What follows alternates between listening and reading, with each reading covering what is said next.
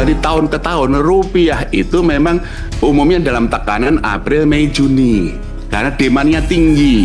Tapi dia Juli, Agustus akan menguat. Pak Ferry yang saya hormati, kadang Pak, kalau kita mengambil tindakan gentleman itu bukan penghinaan Pak. Saya berikan contoh, mungkin saatnya sekarang Bapak mengundurkan diri.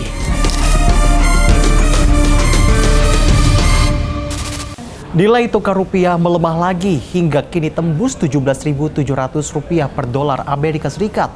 Angka itu tercatat jadi titik terendah rupiah sepanjang perdagangan. Aduh, ini kenapa bisa begini? Jangan-jangan rupiah sekarang sama kayak tahun 1998 lalu? Kita cek now.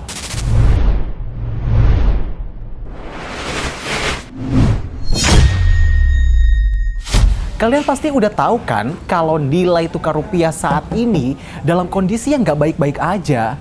Terakhir dicek pas Selasa sore masih di angka Rp17.700 per dolar Amerika Serikat. Banyak orang yang ngebandingin kondisi sekarang sama tahun 1998. Tapi Menteri Keuangan Purbaya tuh bilang dan juga ngebantah kalau kondisi ini beda sama tahun 1998. Kita langsung dengerin. Oh, ini kan banyak sentimen kalau rupiah melemah seolah kita akan bergerak seperti 1998 lagi. Beda, 1998 itu kebijakannya salah dan instability sosial politik terjadi setelah setahun kita resesi. 97 pertengahan itu kita resesi. Oke. Kita kan sekarang belum resesi ya, karena masih tumbuh kencang. Jadi masih ada ruang untuk memperbaiki semua. Jadi teman-teman nggak usah khawatir. Investor pasar saham, kalau saya bilang jangan takut serap ke bawah sekarang. Kalau saya lihat teknikalnya sehari dua hari udah balik. Jadi jangan lupa beli saham. Okay. Pelemahan rupiah yang sekarang terjadi katanya sih dampak dari perang di Timur Tengah. Emang iya? Kita dengerin dulu pernyataan dari otoritas jasa keuangan yang satu ini. Yang ini seiring dengan dinamika geopolitik yang terjadi saat ini, tensi geopolitik dengan adanya perang di Timur Tengah dan juga ekspektasi kebijakan moneter secara global yang kita prediksi masih akan terus hawkish ya. Dan juga ini juga sentimen dari domestik pasca keputusan rebalancing dari MSCI yang teman-teman kemarin juga perhatikan, yang dilakukan MSCI di 12 Mei di waktu Amerika, yaitu 13 Mei waktu sini, dan juga kemudian juga terus terjadi ketika kemarin dibuka kembali bursa setelah libur beberapa hari. Nyikapin merosotnya nilai rupiah yang akhir-akhir ini terjadi, DPR pun ketemu sama sejumlah pimpinan Bank Indonesia. Nah, di rapat itu ada anggota Komisi 11 DPR, Primus Yustisio, yang minta Gubernur BI untuk mundurin diri karena Primus ngerasa dari waktu ke waktu rupiah tuh terus melemah. Kok bisa ya ini terjadi? Kita langsung cek now. Pak Ferry yang saya hormati, kadang Pak, kalau kita mengambil tindakan gentleman itu bukan penghinaan Pak. Saya berikan contoh, mungkin saatnya sekarang Bapak mengundurkan diri. Tidak ada salah. Kalau selanjutnya terserah Bapak tentu saja.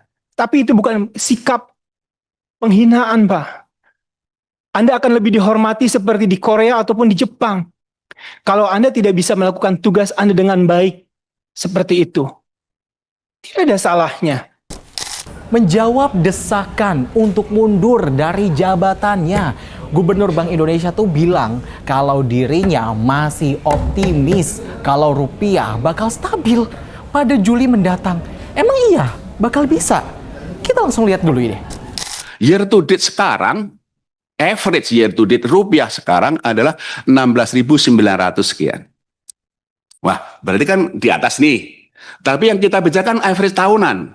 Dan kalau Pak Andreas coba dilihat dari tahun ke tahun, rupiah itu memang umumnya dalam tekanan April, Mei, Juni. Karena demandnya tinggi. Tapi dia Juli, Agustus akan menguat. Coba, Juli, Agustus, September itu akan, kalau kita lihat grafik itu akan, nah kenapa kami masih yakin gitu ya, tapi volatilitas ikutnya kita volatilitas sekarang loh ya. Berbeda dari statement pemerintah, ada pengamat yang bilang bahan komoditas aja sekarang tuh udah naik, udah merangkak tinggi. Aduh, kok bisa sih? Belum lagi nilai rupiah yang nggak bisa terjaga saat ini.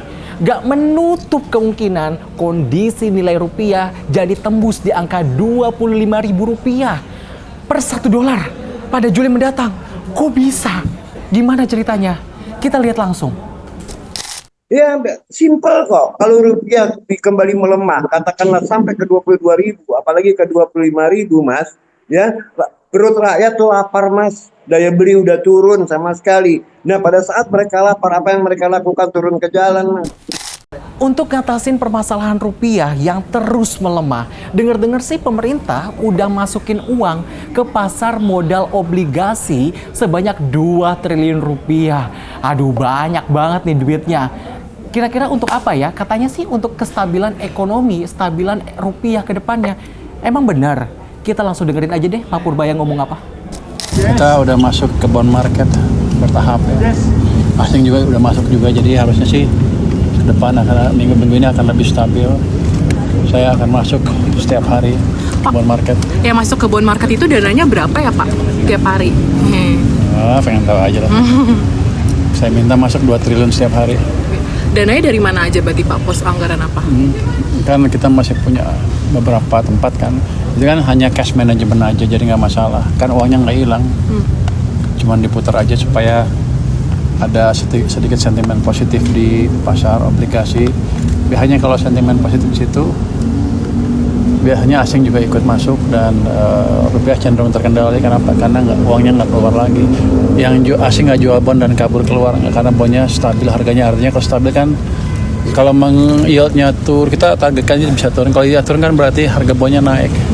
Nanti ada potensi capital gain. Jadi harusnya pasar bond kita menarik. Menteri Investasi bilang kalau dirinya optimis performa bursa saham jangka panjang tuh bergerak positif setelah adanya regulasi baru yang ngatur. Emang iya Pak, sepercaya itu? Kita harus optimis. Kita langsung simak aja deh berikut ini. Kalau kita lihat lagi memang benar, baik secara fundamental maupun baik secara pricing dari saham-saham, terutama saham BUMN kita yang ada di bursa, itu akan membuat yield jangka menengah panjang yang baik, yang above 10 to 11% gitu ya, which is menurut kami itu sangat baik. Nah, kalau menurut Sobat iNews gimana nih? Apakah pelemahan rupiah sekarang masih tergolong wajar atau justru ini nilai rupiah malah udah masuk sinyal bahaya buat ekonomi Indonesia? Yang jelas, kondisi pemerintah saat ini harus ngebalikin kepercayaan dari para investor yang ada di Indonesia ataupun yang akan masuk duitnya ke Indonesia. Dan juga lagi-lagi harus bisa ngestabilin nilai mata uang rupiah per dolarnya tentunya. Kita lihat nanti apakah langkah-langkah yang diambil oleh pemerintah benar-benar bisa ngerem pelemahan rupiah atau justru nilainya masih tertekan di bulan-bulan mendatang. Demikian Cek Now kali ini. Saya Syam Hakung, tetap kritis, tetap waras, merdeka.